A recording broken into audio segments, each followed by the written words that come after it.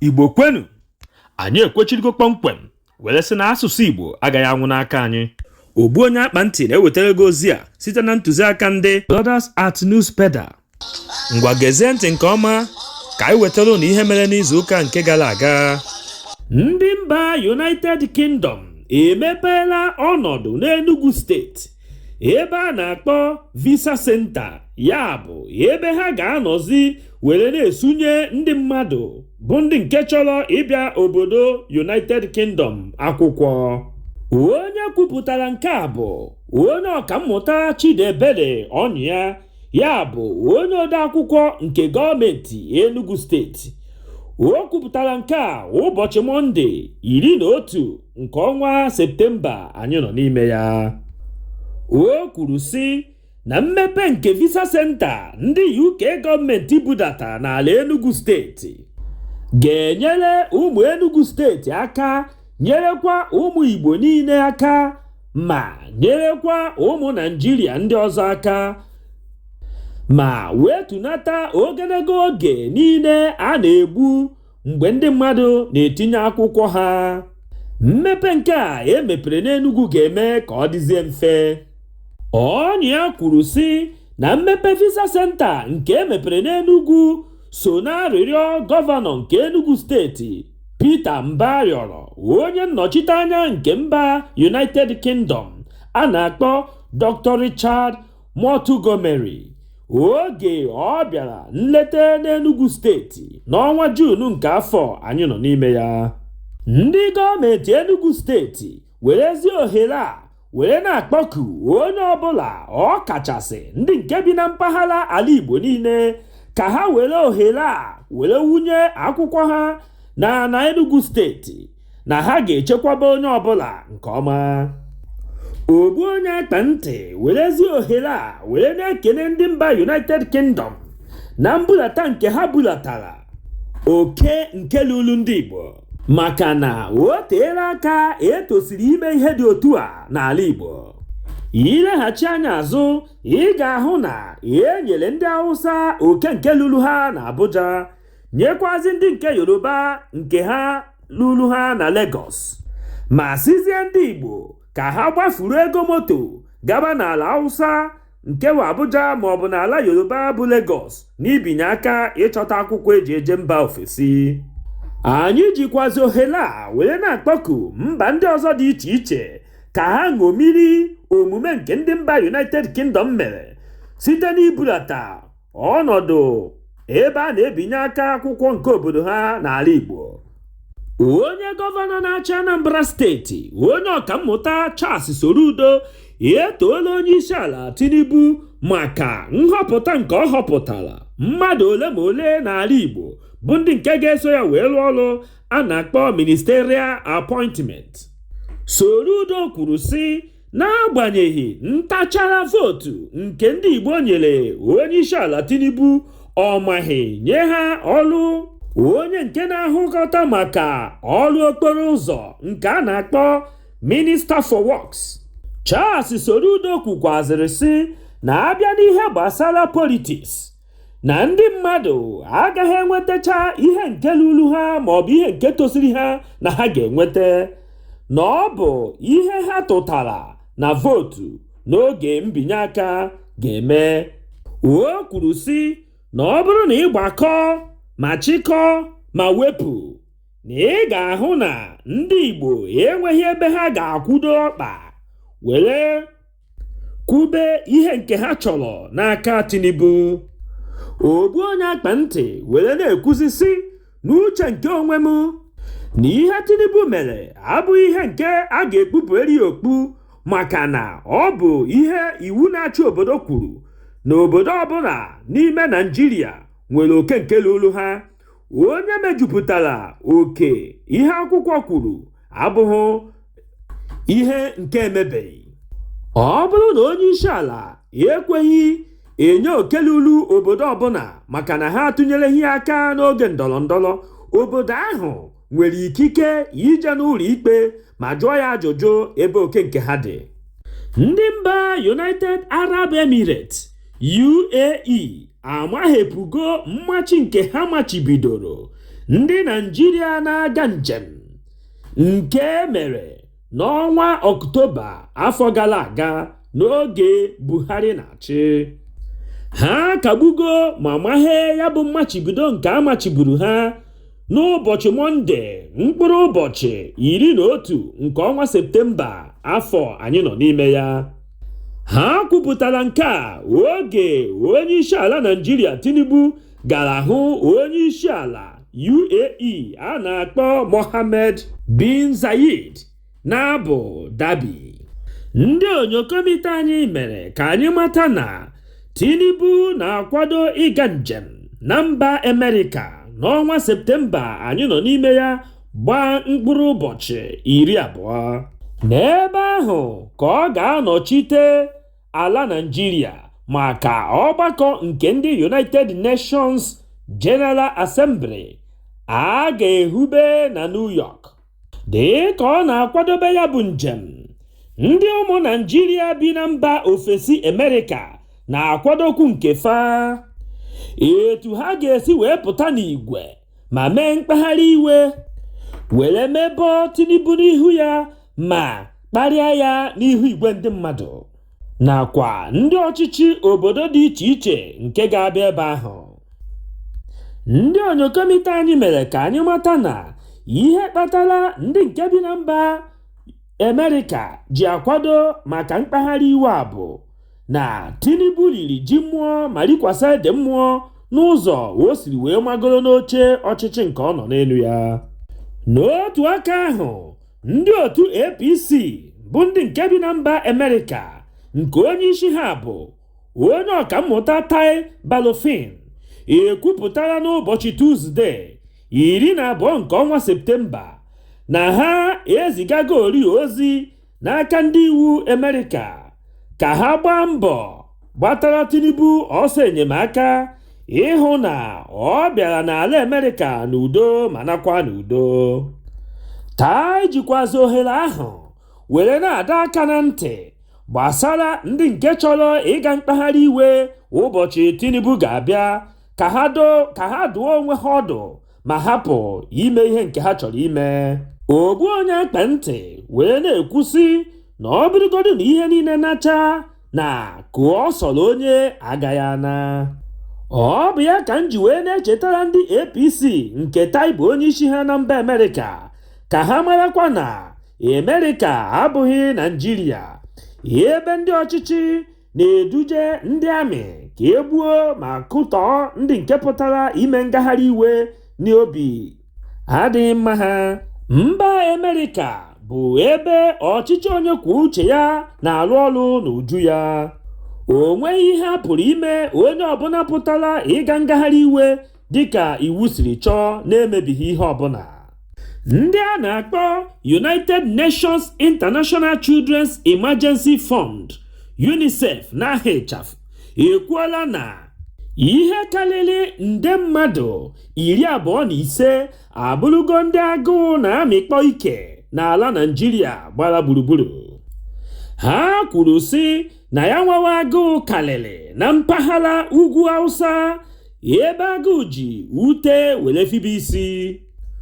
Onye ojeozi nke ndị United Nations Nutrition nke Naịjirịa a na-akpọ Nkiruka Enwelem kwupụtara nke a na Abuja oge ha mere nkụzi ihe gbasara ahụike.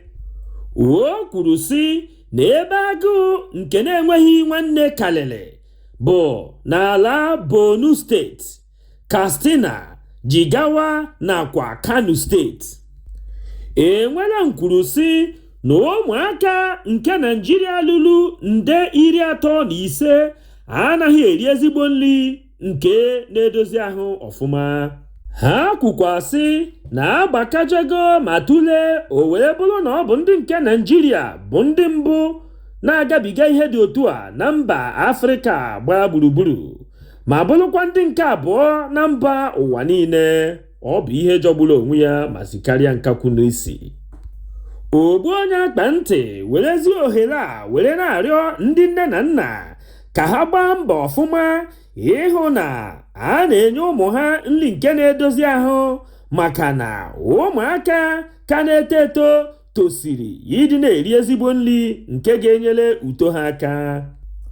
Unu enyezina ụmụ unu naanị ji na mmanụ, ma werenụ ụgụ na akwụkwọ nri opopo dị iche iche were gwọọrọ ha ji nke ọma maka ndụ ha.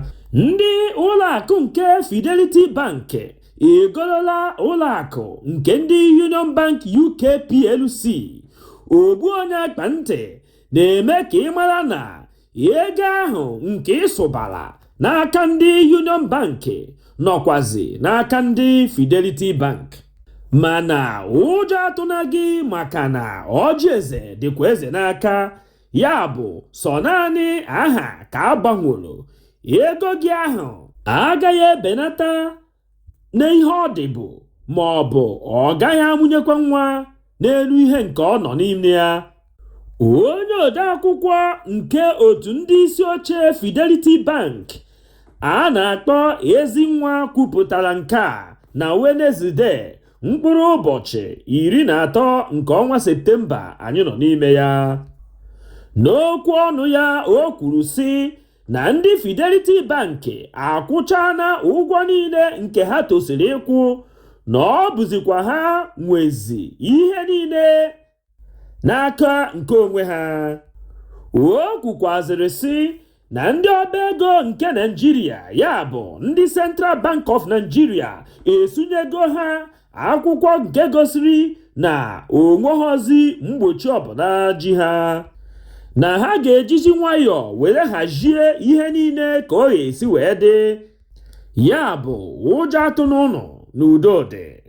Onye isi ala nke mba Russia a na-akpọ Putin na onye isi ala nke ndị North Korea Kim Jong-un ezukọtana ma kpakọọ isi ọnụ nke were ha awa 4 n'ime ụlọ.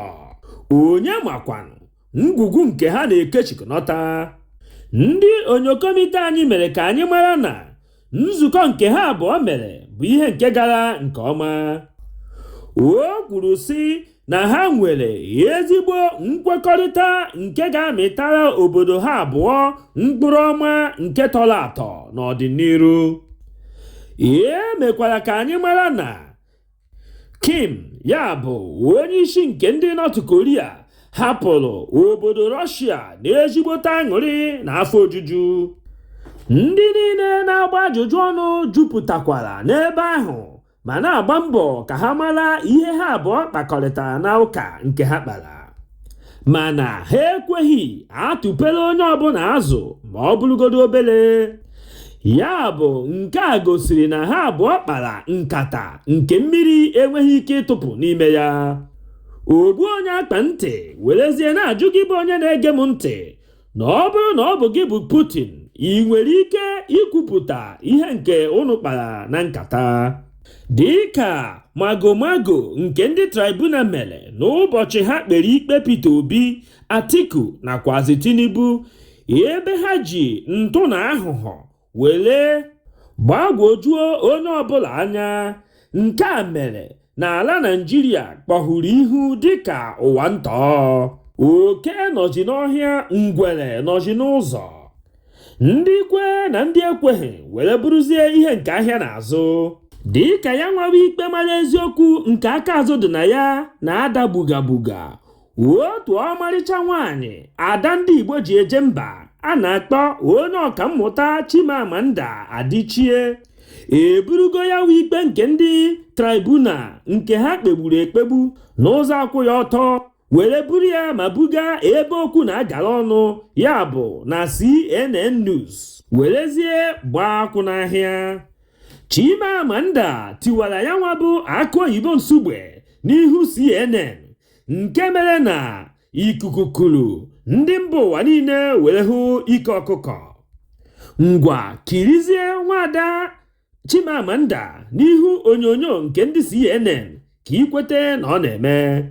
It's a sort of an election tribunal that upheld the elections, and I'm actually in the middle of reading the judgments, and it's stunning how shoddy it is. So the elections were manipulated in a way that was very shabby and shoddy, And I think that this judgment is equally shabby and shoddy. I hadn't expected it to be very thoughtful, but I'm shocked at how how incredibly lacking in thought it is. What worries me about Nigeria, a country I love, is that whatever we do today is our way of setting a precedent for what happens in the future. And so that's why I think it's so important to talk about the things that are wrong, because we're creating a kind of foundation for whatever will happen in our future. So, but with that in mind, then how do you, obviously the president himself of Nigeria has denied any rigging, but the State Department in the United States has backed up the February results, saying this competitive election represents a new period for Nigerian politics and democracy. You disagree, so what do you think is down the road for Nigerian democracy? I don't know, honestly, but I should say that there's also a European Union report based on people who were actually on ground during the elections, which is very clear about how those elections were rigged and were fraudulent. I want to be hopeful about Nigeria's future, but it's difficult to be. Right now, I know that we don't have the final word because the Supreme Court has not spoken. But I don't know that many people are very hopeful about that. And so, but the thing that's interesting about Nigeria is the sense in which one never knows. I mean, we've had such an interesting history, and so you never know. I choose to remain cautiously thoughtful. The one thing I should say is that young people across the country have become galvanized. This election really made people sit up and pay attention. And I think in the long run, that's a good thing for the country. And especially in Nigeria, such a massive powerhouse in Africa. So, Ngozi Adichie, thank you so much indeed for coming, Chimamanda. Thank you.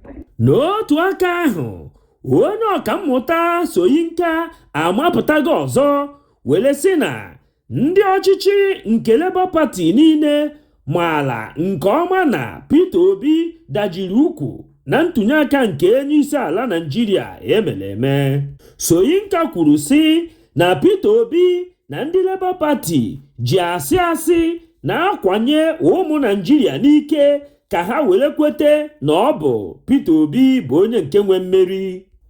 Ogbuonyeakpanti were na-ekwu sị na ihe kpatara Soyinka jiri makapụta tụọ okpotokpo ashị nke kpadoro isi n'elu bụ maka na ada Igbo Chimamanda onye ọkammụta ibe ya pụtara ma kwupụta ebenebe nke ndị tribunal gburu. Ya mere Soyinka jiri makapụtakwuo nke ya ka o were dịka ndị ọkammụta na ibe ha nọ n'ọgbọ, mana ihe dịzi iche bụ na Chimamanda kwuru nke ya ebe okwu na-agara ọnụ, ya bụ na CNN, mana Soyinka kwupụtara nke ya ebe a na-arụ agwụ omenala nke ndị ala be ha. Ngwa kirizie ya ma hụ ka asị si atọ ya ụtọ n'ọnụ mgbe ọ na-ekwu ya. This recent election, it's unfortunate that because the two things happened. First of all, one party took over the labor movement, which is one of my favorite movements also. And then it became a regional party, more than, whereas it was a marvelous breach into the established two camps. Peter Obi achieved something remarkable there, that he broke that mold. Yes, however, he did not win the election. In addition, my own organization has a monitoring unit. You know the one I'm talking about. And so I could say categorically that Peter Obi's party came third, not even second. And that the leadership knew it. Well, they wanted to do what we call in Yoruba, bajue. That is, you know, you have force of arms. You also have force of lies. And it was gearing up towards violence. They were going to send some of the hardliners, were going to send crowds, young people into the streets to demonstrate. I'm always ready to be among such demonstrators, but only on the banner of truth, not of lies, not of deceit. otu onye nkụzi ụka nke alakụba ejirigo iwe na ọnụma were kpọtọọ Soyinka n'ala maka na onye ọbụla kpatara nkụ ahụhụ kpọrọ ngwere ọrịrị na mbalabe ya. Onye ọkammụta Soyinka etela onwe ya uri ma kpụtọọ onwe ya n'ala ugboro n'ihi ajọ obu nke o nwere n'ebe Peter Obi na ndị na-eso ụzọ Peter Obi nọ. Ihe mere Soyinka ji akparị onwe ya n'ihi igwe mmadụ bụ maka na ọ naghị achọ iji ntị ya anụ ebe a kpọrọ aha Peter Obi maka na ọ na-eme ya isi mgbaka mgbe ọbụla ọ nụrụ Peter Obi. My fraternal greetings to everyone. Today I want to talk about the incoherence upon incoherence of Wole Soyinka. Enough is enough. We've tolerated this man for a long time. It's a big shame to the literary community. Wole Soyinka, you are simply and squarely one of the intellectual idiots we have in this country. You are a man without principles, a thoroughbred and incurable hypocrite. That's what you are, and nothing less. No wonder it is argued that your so-called Nobel Prize you won in 1986 emanated from the boardroom of politics. And now it is true. Your attitude, your everything, your actions and inactions give credence to those assertions. Those names I mentioned are names that we can all go to invoke as a source of pride and for moral inspirations. They are men who have engraved their names on the marble of integrity. Unblemished men, men of integrity, men who are conscious of their good names, their global good names. But that is not you, Wole Soyinka. Your son served as a commissioner for health in Ogun State. He destroyed the health sector in that state, looted everything and left. He left the health sector in Ogun State in shambles. That is your own son. Which of the sons of your contemporaries has smeared their father's name in that way? Mention one. Today's government is 100 times worse than the GEJ's government. None of you came out to protest. You even wrote describing the wife of GEJ as a hippopotamus and the president himself, GEJ, as a King Nebuchadnezzar. But everything happening in this government, people like you never came out to protest. Aka chiburu ala Nigeria, Olusegun Obasanjo emebala ndị ọba niile si na mpaghara Oyo steeti ebe ha gbakọbala. OBJ nyere ha iwu dịka esi enye ụmụ akwụkwọ nke ọta akara. Ọ gwara ha niile n'onu ike were sị, ngwa kwụrụ n'ọtọ ọsọsọ, ma ha niile manisiri n'oche ozigbo ahụ. O were gwakwa ha, ngwa nọdụ n'ala. Ha niile nọdụkwa ana n'ikem. Ihe nke a mere oge a na-achọ ịgbape Loduke Akintola University of Technology, College of Agriculture and Renewable Natural Resources nke dị na Isheyi. Obasanjo bụ onye gọvanọ Seyi Makinde kpọrọ ka ọ gbapere ha okporo ụzọ ọhụrụ nke Oyo Isheyi gọọmenti Makinde lụrụ. Ihe mere Obasanjo jiri tebọ ndị ọba nke Oyo steeti bụ na mgbe a kpọrọ aha Obasanjo were nabata ya, ọ hụrụ na ndị ọba niile kwechiri n'oche ebe ha nọ, o nweghị otu onye n'ime ha nke kwụrụ ọtọ.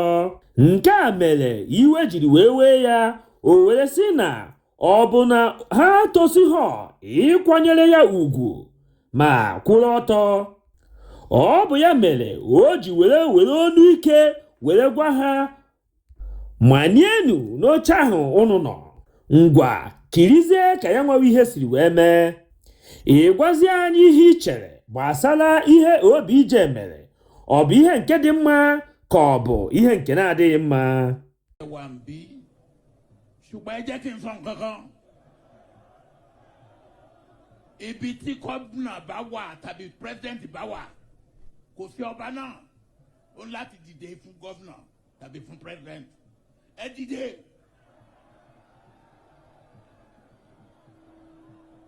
Ẹ jókòó.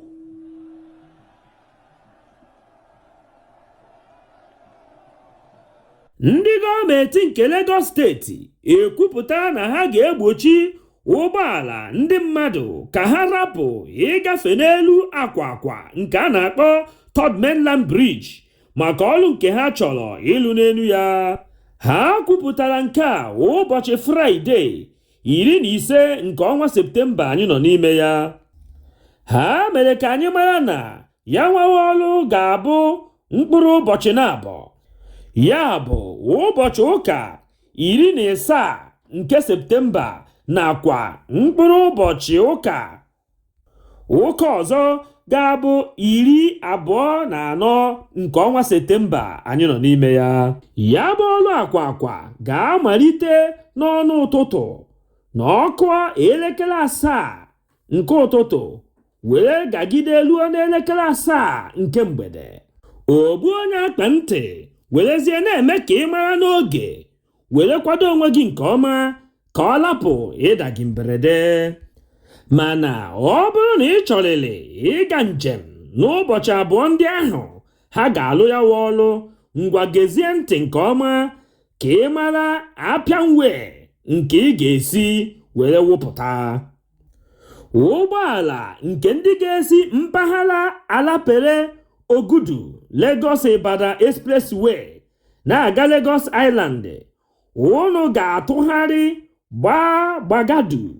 Gbagada Oshodu Expressway were banyezie ụzọ Ikorodu Funsho Williams Avenue were kpawa ya batazie Eko Bridge na Lagos Island.